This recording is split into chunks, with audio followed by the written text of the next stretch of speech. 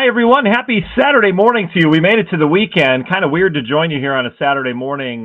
This is what I look like on Saturday mornings. I hope you look the same as well. But I'll tell you, in terms of our forecast today, we've got kind of a rough looking picture out towards our west, right? We've talked about it yesterday. We had a post about the severe weather potential in the southern Great Lakes mainly, and then in the Midwest as we go throughout the day and really throughout the weekend.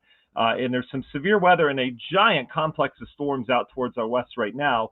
And so I've already gotten several messages today asking about timing of this. Should I cancel this? What's the deal with the storm? So I figured rather than take the time to make a graphic and make the lines all pretty, I would just chat with you guys. It's just a lot easier to do that. If you're watching this later in the morning, that's okay too. This information, as long as it's accurate, right, in terms of what I'm thinking, shouldn't be outdated. But right now we're talking 8:25 in the morning Central Time when we're talking about this video, okay?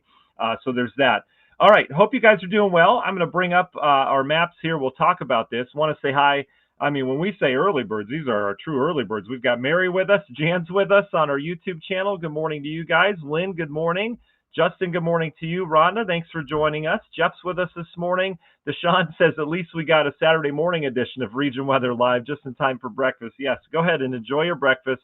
I won't show any, weird animal pictures or anything like that would cause you to, choke on your breakfast or anything like that. We do that on the news sometime. We'll show like some disgusting story about something like a sewage overflow or whatever, and like people are eating breakfast. Tom says we need more rain. Yeah, Tom, that's happening across a good portion of Illinois too, where trees are starting to drop their leaves because they're stressed out. Yeah, they're stressed out from the dry weather. Laura's with us. Jill's with us. Carol says basement's still under construction. Well, let's talk about that. We'll talk about whether you need the basement or not. Leanna's with us. Hi, Leanna. George, thanks for joining us. And Deshaun was watching TV saying there's already tornado warnings and severe weather ongoing in Iowa right now. Good morning, Ann. Lisa, good morning from Hammond. Cynthia, good morning. And Carrie, good morning as well. All right, let's dive into the broadcast. It's a bonus broadcast for our sponsors. But, guys, if you need anything local related, you see all of our sponsors up above. They're all family owned. They're awesome. We've been working with them for a while, and you should too. All right. So in terms of our satellite, I want to show satellite first just because it's interesting. This is the science of it, and then we'll dive into the radar and where everything is going. But you can see right here, these just little, it looks like a volcano's erupting. These are the thunderstorms that are just towering some 50,000+ feet in the atmosphere. And that's them exploding. It's just amazing, the quick growth on this as it goes through time. And so you get this giant cloud shield that comes off of that. Those cumulonimbus clouds grow in these spots right here where you see the little, explosions. And then they go up in the atmosphere. Then the jet stream takes a hold of them, and they shear off, and you get this giant area of clouds. And so what we see right now, you go outside, you can see it, that sun is now becoming a veiled sunshine as these high clouds off of these storms start to roll in. And so we're going to cloud up, and we're going to have a pretty cloudy first 2/3 of the day around here until this gets out of here. But then kind of a neat feature out towards Ohio and areas of southeastern Indiana. This is fog. See these low clouds that are just barely moving. You'll see these start to erode as that July sun goes to work on it. But this was fog overnight. And then you can even see here in south central Ohio, see these little lines in here? Those are valleys, and so you get hills around it, and that fog forms into valleys. That's why it's kind of striped there, because we've got valleys there. Really interesting. We get that a lot in the Appalachian Mountains out east, so kind of neat there. But for our concern is this giant complex of storms coming in from the west. So here's what we're looking at on radar. This is my favorite setup, all right? We've talked about this for months, that this pattern has shown signs of getting going. And now it's going. This is called an MCS cluster, okay? This is a totally different pattern than what we've dealt with all summer so far, because during the summer we get those pop-up storms, right? They bubble up on the heating of the day. They go away usually at night, and that's kind of the pattern we've been in. Every now and then we've got a front through here that's produced, a line of storms that moves through, and that's that. This is a different pattern. This is my favorite pattern. The reason why it's challenging, and I'm not saying I'm challenged, I'm not challenged 15 years into my meteorology career, but this is definitely the most challenging pattern. And the reason why is because in this pattern, where you get these large complexes of storms that develop, they have no rules. They don't care if it's daytime. They don't care if it's nighttime. They don't care what the models say. They just go where they want to go. And oftentimes, what I've learned through my meteorology career is that there's reasons for where they go, but you have to know what those reasons are. And the challenging thing about this is that computer model guidance, which we use to guide our forecasts, they have no clue. They are so off on this pattern all the time. Where this morning we've got these big storms in Iowa, and the model shows like a little tiny storm in Wisconsin. All right, and all the models are different in that, but there's no help from computer models. So this is really a man-made forecast, which I love. I love the challenge of it, and I forecasted enough of these things that I have a pretty good idea what's going to happen with this. Okay, so let's dive in. We've got two different features here, okay? This is an MCS, a mesoscale convective system. All right, big word. I know you're eating breakfast, but basically what this is, it's almost like a land hurricane. That's kind of what I've grown up learning it as, where it's got its own low pressure system itself. It's a giant complex of storms that forms off of one big storm, and that storm kind of grows. And what you get with this is you get this developing cold pool. So all this heavy rain is bringing down cooler air, and you develop this area, this bubble of cold air, not just aloft, but down to the surface behind this thing. And that almost serves as a mini cold front. And so that cold air, all of a sudden you've got a mini storm system. You know how we have the low pressures and the cold fronts and big storm systems that come through where it gets colder, across all the Great Lakes. This is like a mini version of that. And so this thing survives for a long time, and it can, this is how we get derechos. They can form off of these large complexes like this. It's much different than what we deal with day to day in the summer with those showers and thunderstorms, okay? So I want to get that out. This isn't something that's easy to predict, all right? Cold fronts, when they come through, are easy to predict. Our line of storms the other night, easy to predict. You can just time it out. This thing has a mind of its own, okay? So what's that mind going to do? Well, right now this is the most dangerous part of it right now, okay? We've got wind damage reports coming in from this. It's not as bad as it looks, okay? That's what I'm going to say. We've got this line heading down to the south through Iowa that's heading down towards Missouri, right along the Illinois-Missouri border. This is where your wind damage threat is going to be, but I'm already starting to see an outflow boundary here, so that tells me that it's starting to get out ahead of itself and perhaps weakening a little bit. Out ahead of it, this is kind of like the warm front section of it. If we were to draw a cold front here and then have our warm front section, this warm front section of it has a lot of heavy rain in it, and there's a lot of lightning with it as well.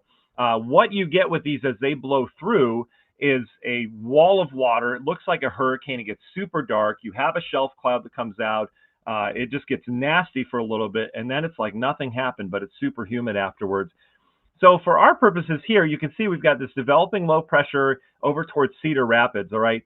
This is what we're going to follow, all right, on radar. And with this motion sinking down to the south, I would imagine this too will start to sink down to the south and east, all right? What it is following is we've got a couple things ongoing right now, but the main thing it's following is an instability boundary, okay? And that's usually what these things follow, not always. Sometimes we have to look at the mid-level winds, but what we're going to look at in this case is the instability boundary. So I threw on here all these rainbow colors, all right? This shows where there's instability or a high amount of CAPE or available energy for the atmosphere to tap into storms, right? Fuel for the storms. And these areas in here, from Missouri over towards Western Illinois, this is where you have higher instability. It's not off the charts, but it's pretty high. But then you go and you kind of follow this line through central and eastern Illinois into Indiana. We don't have a lot of instability here, right? It's still fairly stable outside. It's gotten muggier, right? But it's not exactly unstable yet in terms of the ability of parcels to lift in the atmosphere. And so you can kind of see where this line is. It goes from right here in Western Illinois, follow my mouse cursor, through central Illinois, down into southern Indiana. This is the expected track in my mind of where this thing's going to go, all right? It looks like it's coming in. It's scary on radar, but it's going to start to curve down towards the south. So as a result, we stay away, and here's the good news for all your plans. In my mind, we stay away from the severe part of this, all right? The severe part stays in here where this instability is highest, all right? Western and central Illinois. What we get instead is a block of heavy rain, which is perfect for our drought without the severe weather component. There'll probably be some lightning with it, all right? But severe weather, I am not, and again, I'm going out on a limb because the models are all over the board on this, but I really think the severe weather with this complex is going to stay away from us. And I think we get this shield of heavier rain that moves through, all right, which is going to be great for gardens and lawns and trees that are stressed and all that stuff, all right? And that heavy rain will move in. It'll take its time, all right? We've got rain showers breaking out in Rockford, and then it gets heavy after that. But this will take its time getting in, especially because we still have some drier air in place in the mid-level. So bulk of this action that you see, all this red stuff should head down to the south, and we would probably get some embedded red and yellow and orange through northwest Indiana, but it wouldn't be the severe side of things. It would be just heavy rain. Now, within this, though, when you develop a cold pool, you can get gusty winds, like a widespread area of strong winds within this. So that's what we'll have to keep an eye on. We're not looking at a line of severe storms to go through, but we could have some gusty, heavy rain in here, if that makes sense, at times. It depends on if that cold pool develops or not, which it looks like it is. So overall, rain, I don't expect severe weather out of this, but this rain is going to move in over the next couple hours, and it is going to ruin your midday and early afternoon plans. All right? So that's the synopsis. Let's look at some of the modeling in terms of where this is going to go. This is the latest HRRR run, okay? I've been waiting on the 12Z. 12Z has some updated info. It's usually a little bit more accurate. And this has much better initiation here. I want to take you back. This is the 0Z model of the HRRR from this morning, where it has like more of a chunk in Wisconsin here that kind of rolls through, right? That's not what's going on. The 12Z gets it, all right? It's got new model data in there. So this kind of looks like what it looks like right now. So that's a good thing to see. So this brings the bulk of the rain and the storm action through central Illinois. I like that solution. It brings us kind of a shield of some heavier rain that moves through here later this morning. The big question is what happens this afternoon, all right? From experience, what happens with these large complexes, they suck all the energy out of the atmosphere, all right? You can get some good pops around it where it hasn't moved through, but the areas that it moves through, it tends to fade. I mean, look at this big hole of like nothing going on after it moves through. Around it, though, like on the northern side and on the southern side, that's where that energy hasn't been tapped into yet, so we can get some development around that. I would imagine as this goes through, and again, this is really tough to say in this atmosphere, that we get this through midday, early afternoon. It's out of here. We'll have lingering clouds behind it. I would imagine we stay fairly quiet the remainder of the day. We'll have to watch late this evening as the atmosphere recovers a little bit. In this setup right now, we can get storms at night. I mean, these things can get going at night too. So we've got about a 48-hour window between now and tomorrow night or Monday morning that we could have storms pop at any time. But I think this thing's going to be the main show today through early afternoon, and then we'll watch to see if something additional pops. And remember, when we look at this model, it doesn't mean it's accurate, all right? It's just deciding what's going to go on. Oh, hey, Silas is here, my 1-year-old. Where did you come from, buddy? Under the desk? Have you been under there for a while? We're going to keep him off camera for right now. He doesn't have a shirt on. We're going to keep it clean. I told you, you're eating breakfast. And then tomorrow, you know, the chances there we have more action developing. I wouldn't hinge on this model solution, but the potential's there for another round of storms and heavy rain tomorrow. But let's deal with today first, okay? So that's what the latest HRRR's thinking. Let's go to the NAM-NES. You look at the NAM-NES, pretty similar, but it develops this huge complex of storms out ahead of it. I don't agree with that. I think it'll just be this big one. I mean, you see, you look at these models, and these are some of the models that your phone apps are based off of. You know, it's showing big storms in here over the next couple hours, and that's just not the case. That goes away, and you can see the HRRR tries to develop stuff tomorrow. It's all over the board. I don't really like, or the NAM-NES, I don't really like the NAM-NES in these setups. Okay, so that's that. And then long term, we're going to get into this pattern, you guys, if we go long term. Sunday, we got another storm threat. The front should head just down to our south on Monday, so we should be mainly dry. Everything should be down towards Indy. And then we've got this same pattern Tuesday, Wednesday, Thursday, Friday, where we've got this dome of heat in the plains, and we'll have these giant complexes of storms that rotate around that. And so we are in the path. It doesn't mean we'll get one, but we have the highest potential to get one sometime on Tuesday with a large complex, very similar to what we're dealing with as it kind of curves through Indiana. We have the potential to do that on Wednesday. And then you can see that ridge kind of goes north with the heat Wednesday, Thursday. We were highlighting that real hot air that's coming our way with real muggy temperatures and humidity. And then that front would sink down with more of a storm threat later next week. Okay, so that's kind of what we're looking at. The big story is going to be this heat. This heat really builds in right here. Wednesday, Thursday, we're looking hot. Temperatures well into the 90s. Some of the thickest humidity of the year coming off the corn crop in the plains, the corn sweat, so to speak. It's called that. A lot of you probably heard that by now. But we're looking at dew points that are probably going to be running upper 70s, low 80s, which is incredible. That's as humid as it gets. Super tropical, more tropical than anywhere in the country. And that will push our heat index up into the 105 to maybe 115 range at times. That's when we don't mess around, all right? And that's Wednesday, Thursday, and then that ridge would break down as we go into the weekend with those storms, okay? All right, so that's what we're looking at. We'll go ahead and ask your questions if you've got them in chat, and then we'll let you go on your way here this morning. But in terms of our forecast here today, I think the bulk of this action is going to head through central and southern Illinois, and what we will get is rain off of it, and we'll get a good soaking rain at times. Could have some embedded lightning with that as well. I'll keep my eye on the gusty wind risk just from a cold pool in general. It wouldn't be like a thunderstorm wind. It would just be general wind with the cold pool. But overall, I think the severe weather stays away, but the rain does not. We get some much needed rain through here with the storm system. Okay, so I know it's ominous. However, hopefully that calms you down a little bit in terms of the severe threat here today. Okay. All right, let's see. I'm going to kick off with just the latest comments here. Let's see. Yeah, there's a big concert. Lauren Daigle's at the Porter County Fair tonight, 7:30. Danielle, I really think we're going to squeak it in. And again, there's not a ton of confidence in this, but my confidence is higher in this. I think this thing gets out of here, and then all the action would be around us. That's just how I envision this happening. It doesn't mean it's right. Again, some models are popping storms later today, but I think this is going to be the big show for the first half of the day, and then we'll cross our fingers that nothing pops this afternoon. But I do see that concert having a better chance of being dry than much of the day today. All right.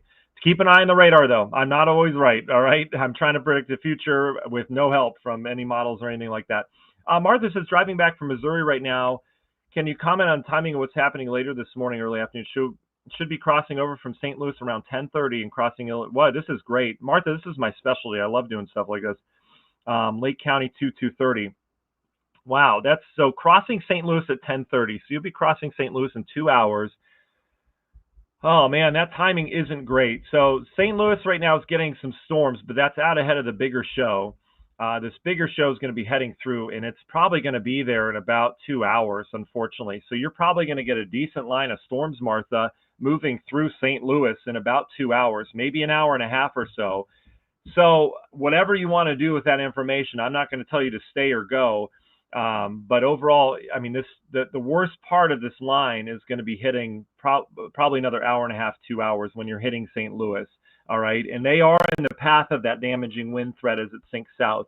After that, if you were to keep driving through that, that would be rough. And then you would just encounter heavy rain for much of your drive back through Illinois as this portion's heading through. So you got to get home, right? That's the thing. I don't want to tell you to stop for a couple hours and enjoy wherever you are. If you have all the time in the world to get back, then I would delay and stay behind a little bit. But I don't want you to get impatient waiting for this line to come in. You know what I'm saying? I don't want you to say, oh, another hour till this line gets here. If you're a good driver in the rain, there's going to be a lot of water and there's going to be some wind, at least with that initial storm. But tough it out and get through it. But if you're open to waiting and you don't have to get back at a certain time, I would probably wait this thing out, as it will be probably close or hitting St. Louis and about the time when you get there. Okay. Stacy, we all have to watch for the same thing. Yeah, great question. Hi, Vicki. Oh, Tom, you're going too? You and your wife are going? Yeah, everyone's going to the Porter County Fair tonight. We'll keep our eye on it for sure. Problem is, I'm on vacay. We're heading out here. So I'm not going to have any of this stuff with me, but I'll keep you guys updated on the weather. We always have severe weather when I go on a trip. We always have severe weather when I go on a trip. I just can't get my brain away from it. But listen, this is important stuff. So I'll be updating with just radar images and text as we go throughout the afternoon and evening, okay? That's why I wanted to get this live out here. But anyway, what was the question? Oh, Stacy says, does Hammond or Gary have to watch for anything? Stacy, same as everything else. I don't see a severe threat for us here locally out of this. I do see heavier rain moving in later this morning, though. I think the bulk of this will sink down to our south and the west, okay? Joni, I don't see much of a hail chance with this. Just heavy rain with us. Now, this afternoon, that's when you're asking. We'll have to see if things pop this afternoon. I feel like this is going to kind of zap the atmosphere, at least through early afternoon, and then we may have some pops later this afternoon and evening. That is very unclear right now, right? Forecast confidence in what happens this afternoon and evening is low, so stay tuned for updates. I'll be putting those out this afternoon, okay? Thanks, Dale. It's not a long one. It's like a day trip. But we got too many kids to take a long trip. Let's see. Yeah, Brandy. So the open house, I tell you, we get this thing out of here, we should be okay for that. The beginning is going to be a little squirrely because we're going to have some leftover rain. But if this complex can get out of here, I really think we're going to have some dry hours this afternoon. Okay, so there's that. Ethan says, could Northeast Ohio get some severe threat? Well, maybe, Ethan. This is the wrong channel for that. We don't talk about Northeast Ohio on this one. I don't know, Ethan. This thing's going to sink south. I think tomorrow would be better threat. I think it all misses Northeast Ohio. I mean, I think we'll get some storms on the northern end of this that develop in Michigan, but I don't see it as being a huge, MCS complex for that. Martha, you're welcome. Yeah, that might be best. And Martha, I don't want you to think by waiting an hour, though, that you're going to miss it. I mean, you're going to miss that main line. You got to wait for that first line to get through St. Louis. Once that's through, it's just going to be rainy. I mean, you're going to have water on the road. It's going to be real wet on your way back. But in terms of driving through, any damaging winds or something like that, that's what you probably want to avoid. So there's that. Okay. All right. So I'm going to let you guys go. I think I answered everything. So just in recap, again, big complex of storms to our west. I think the severe part misses us down to the south and the west, and what we get off of it over the next couple hours, we'll see the clouds thicken up, rain will move in, and we'll get a good soaking rain, which is going to be perfect for our drought here in northwest Indiana. We'll get that good soaking of rain through early afternoon, and then it should push out, and we'll wait and see what happens after that. There could be some additional pops, but I have a hunch that everything kind of calms down for a little bit and all the actions around us, because I think this thing's going to zap our atmosphere for a little bit, okay? So just wanted to get that out to you guys. Stay tuned for updates. This forecast changes so quickly because every model runs different, right? And this thing has a mind of its own. I hope you understand that this is a different pattern than what we normally have. But hopefully that helps you plan out at least what you're doing here on your Saturday, okay? All right, thanks for tuning in. You guys finish your breakfast. Make sure you drink some orange juice and stay hydrated today with that as well. Orange juice probably not the best. Water's probably best. But anyway, you get the idea. All right, you guys have a great day. We'll talk to you soon.